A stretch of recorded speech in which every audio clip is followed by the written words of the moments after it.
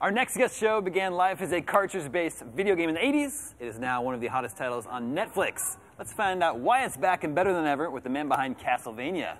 Adi, welcome to the show. Thanks for having me.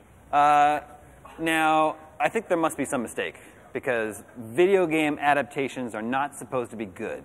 Right. But here you've made possibly the best video game adaptation ever with an animated series based on Castlevania on Netflix.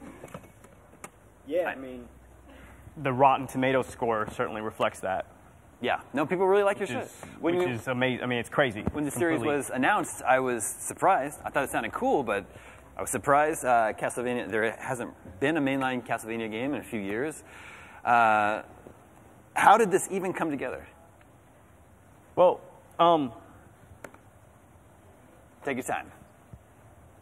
No, don't take too much time. like, well, you know, just Netflix really just allowed us to make a show that appealed to the fans, right? Like myself, like I grew up playing Castlevania. Like you mentioned to me before we started talking with cameras on, like you love Castlevania, and Symphony of the Night is your favorite Castlevania game, right? I think so. We just kind of had the handcuffs removed, so to speak. So, like, what? You were a longtime Castlevania fan. It sounded like you were given carte blanche to make the show you wanted to make. What did you want to make sure you got right? Well, just the idea of Castlevania, right? Like it's about you know what it is? I didn't want a two-dimensional. I didn't want any of these characters to feel two-dimensional. If that makes sense, right? Sure. Like little things like giving Dracula a real backstory with real motivation. Sure. That was important. You know, I believe that the best villains believe that they're the hero of their own story. Yeah. Or the story, right? Yeah. So they're walking around. It's like why people dig Magneto, right? Because Magneto's walking around. Do you remember the Secret Wars comic where basically what happens is the Marvel Universe, it's like the heroes are here, the villains are here, and Magneto ends up with the heroes. Captain America and Spider-Man are like, why is this guy here? Yeah. And then it dawns on them like, oh, because he's the hero of his people. Sure. Right? So that was a tangent that I went on to explain a point, which is the best villains, in my opinion, are ones that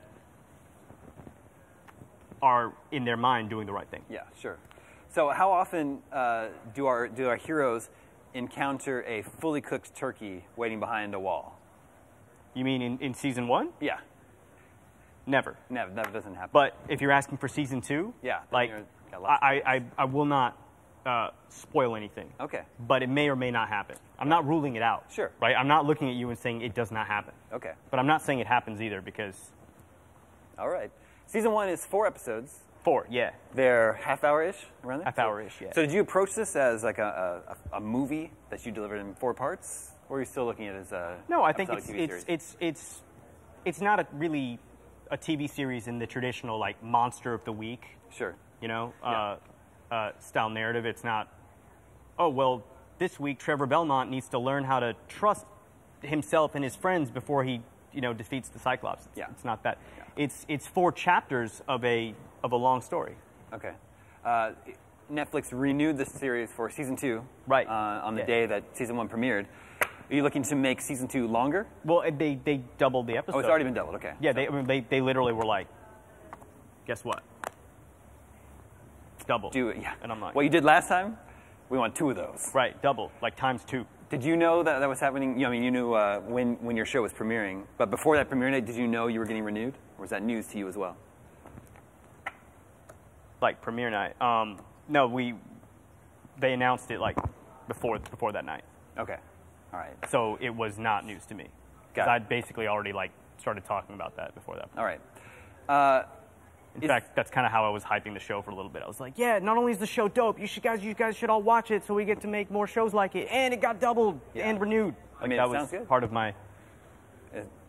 Because honestly, I just really hope that people would dig the show as much as... Yeah? I dig the game and I dig video games in general.